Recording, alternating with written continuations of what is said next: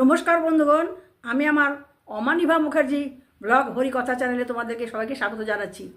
তোমাদের সকলের মঙ্গল হোক, তোমরা ভগবান শ্রীকৃষ্ণের কৃপায় সবাই সুরক্ষিত থাকো এই কামনা করি।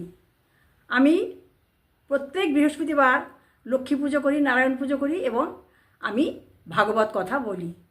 তোমরা আমার ভাগবত কথা শোনো, আমাকে সমৃদ্ধ করো।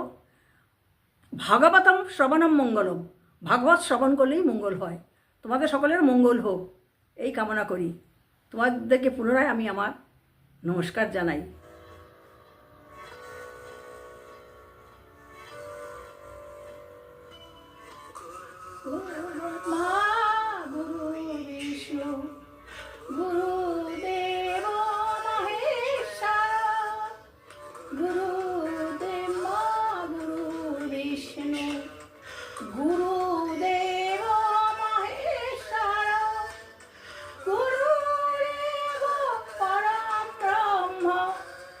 तस्मै श्री गुरवे नमः।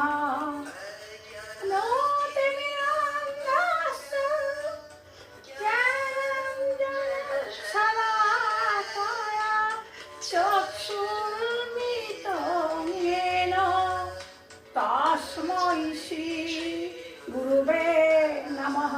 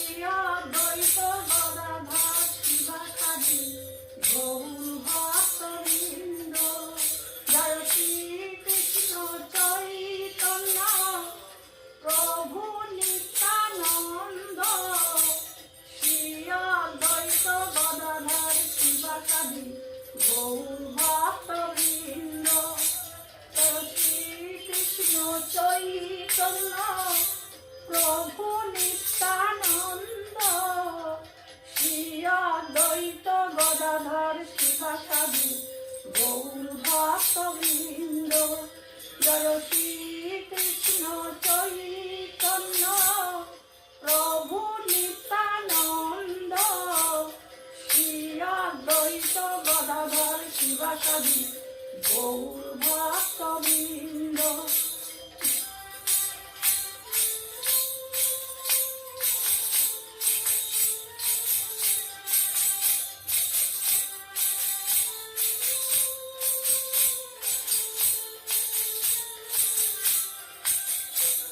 শ্রী কৃষ্ণ চৈতন্য প্রভু নিত্যানন্দ শ্রী অদ্বৈত গদাধর শিবাসাদি গৌর ভক্তবৃন্দ।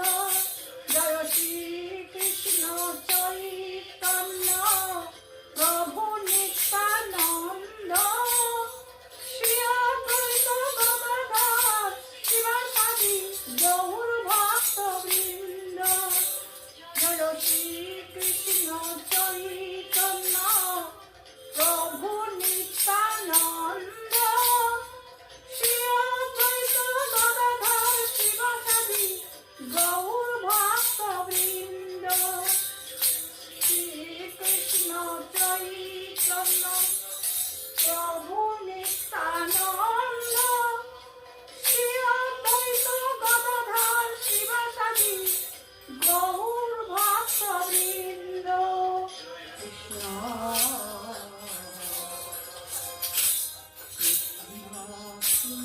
কৃষ্ণ হরে হরে হরে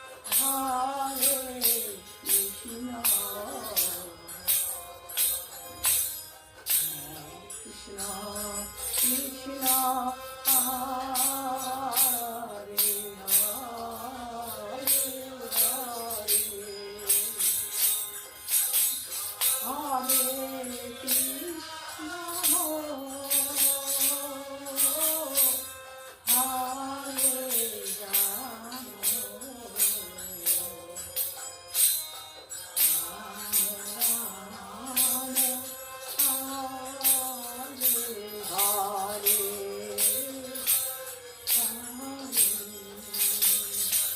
হরে কৃষ্ণ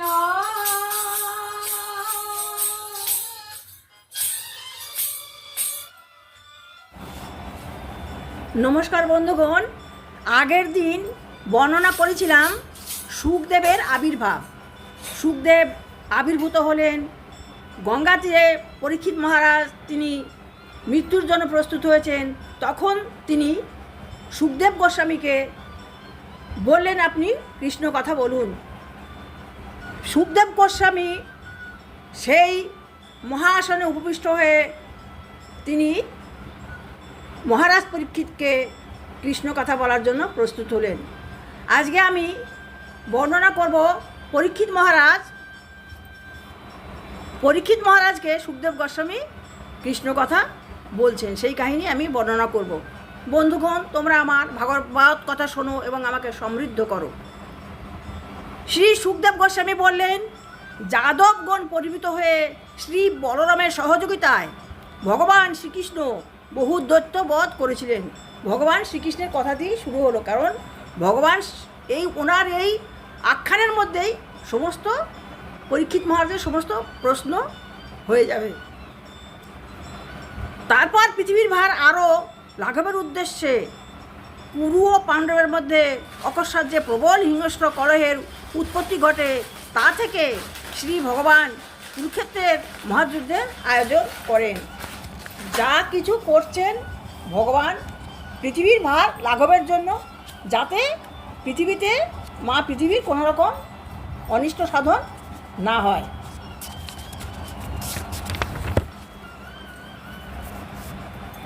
দুর্যোধন প্রভৃতি শত্রুদের কপট দ্রুতক্রিয়া, বিবিধ অবহেলা, তিরস্কার, দ্রৌপদীর কেশাকর্ষণ এবং অন্যান্য নানা প্রকার নিষ্ঠুর দুর্ব্যবহারে পাণ্ডুপুত্ররা বিশেষভাবে ক্রুদ্ধ হয়েছিলেন বলেই পরমেশ্বর ভগবান পাণ্ডুপুত্রদের নিমিত্ত করে তার অভিলাষ কার্যকরী করতে উদ্যত হন।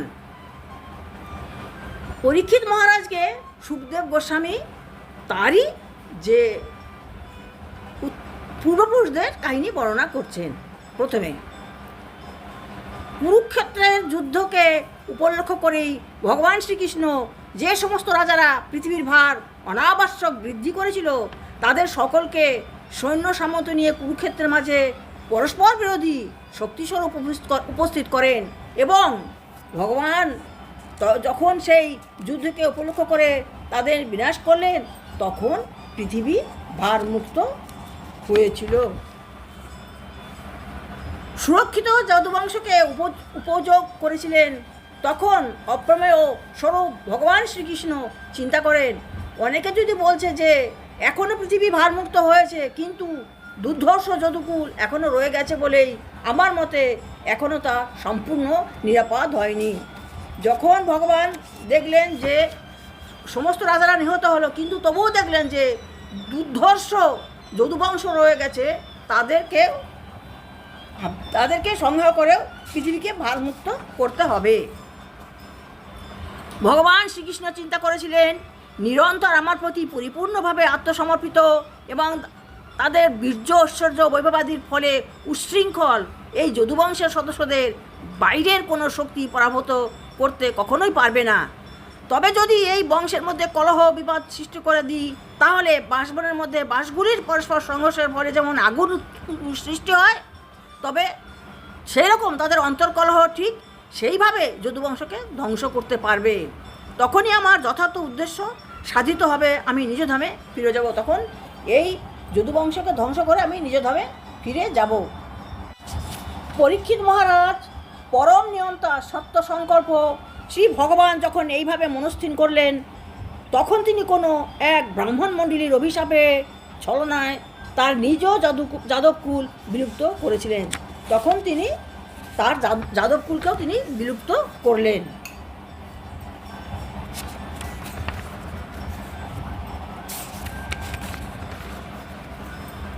পরম পুরুষোত্তম ভগবান শ্রীকৃষ্ণ নিখিল বিশ্বের সকল সৌন্দর্যের আধার স্বরূপ। যা কিছু মনোরম তা সবই তার থেকেই উৎসারিত হয় এবং তার অঙ্গপ্রভা এমনই সুন্দর যে অন্য সকল বিষয় থেকে তা দৃষ্টির আকর্ষণ করার ফলে সব কিছুই তার সৌন্দর্যের তুলনায় হতশ্রী হয়ে যায়। ভগবান শ্রীকৃষ্ণ যখন মর্তলোকে বিরাজমান ছিলেন তখন তিনি সকল মানুষেরই দৃষ্টি আকর্ষণ করেন। যখন শ্রীকৃষ্ণ কথা বলতেন তখন তার স্মরণমুগ্ধ সকল মানুষেরই তাতে মন আকৃষ্ট হতো। ভগবান শ্রীকৃষ্ণের পদচিহ্ন দর্শন করে তার প্রতি তারা শ্রদ্ধান্বিত বোধ করত এবং তার ফলে তার অনুগামী হয়ে শ্রী ভগবানের উদ্দেশ্যে তাদের সকল ক্রিয়কর্মাদি সমর্পণ করতে অভিলাষী হতো। এইভাবেই শ্রীকৃষ্ণ অনায়াসেই তার পূর্ণকীর্তি বিস্তারের মাধ্যমে অতি মনোরম এবং অপরিহার্য বৈদিক কাব্যগাথা সৃষ্টি করে বিশ্ববন্দিত হয়েছিলেন। ভগবান শ্রীকৃষ্ণ বিবেচনা করেছিলেন যে ভবিষ্যৎ প্রজন্মের বদ্ধজীব কুল ওই সকল মাহাত্ম্য শুধুমাত্র শ্রবণ এবং কীর্তনের মাধ্যমেই অজ্ঞানতার অন্ধকারময় সংসার সমুদ্রে উত্তীর্ণ হতে পারবে। এই আয়োজনে সন্তুষ্ট হয়ে তিনি তার অভীষ্ট স্বধামে তিনি প্রত্যাবর্তন করেছিলেন। সুখদেব গোস্বামী পরীক্ষিত মহারাজকে এই কাহিনী বর্ণনা করছিলেন এবং তার বর্ণনা সুন্দরভাবে শুনে মহারাজ পরীক্ষিত জানতে চাইলেন, হে মুনিবর, ব্রাহ্মণ ভক্ত বদান্য বৃদ্ধজন সেবারত কৃষ্ণগত চিত্ত যাদবদের উপরেও ব্রহ্মশাপ কী জন্য সংঘটিত হয়েছিল তা অনুগ্রহ করে বর্ণনা করুন। যেমন সুখদেব গোস্বামী কৃষ্ণ কথা বলছেন তেমনি পণ্ডিত ভাগবত পরীক্ষিত মহারাজ সেই সুন্দরভাবে প্রশ্ন করছেন সুখদেব গোস্বামীকে, এবার আপনি আমাকে বলুন কেন যাদবদের সংহার করতে হয়েছিল। সুখদেব গোস্বামী বললেন, শ্রী ভগবান নিখিল বিশ্বের সমস্ত কিছু সুন্দর বিষয়বস্তুর সমাবেশ আশ্রিত তার রমণীয় দেহবিগ্রহ ধারণ করে পৃথিবীতে অতীব শ্রেষ্ঠ সুমঙ্গলময় ক্রিয়াকর্ম নিষ্ঠাভাবে সম্পন্ন করা সত্ত্বেও এবং তার সকল অভিলাষ পূর্ণ হলেও তার ধামে অবস্থানকালে এবং জীবনধারা উপভোগ করতে থাকলেও ভগবান তার মহিমা শত উদ্ভাসিত। এবার তার কর্তব্যকর্ম তখনও কিছুটা অবশিষ্ট আছে বলে তার নিজ বংশ সংহারের সংকল্প করেছিলেন। তখন তিনি বলেন কেন তার নিজে যদুবংশ কেন তিনি ধ্বংস করতে চাইলেন। তখন পরীক্ষিত মহারাজ বললেন যে তিনি জানতেন যে এরা অত্যন্ত হিংস্র, তাই তিনি তার নিজ বংশ সংহারের সংকল্প করেছিলেন।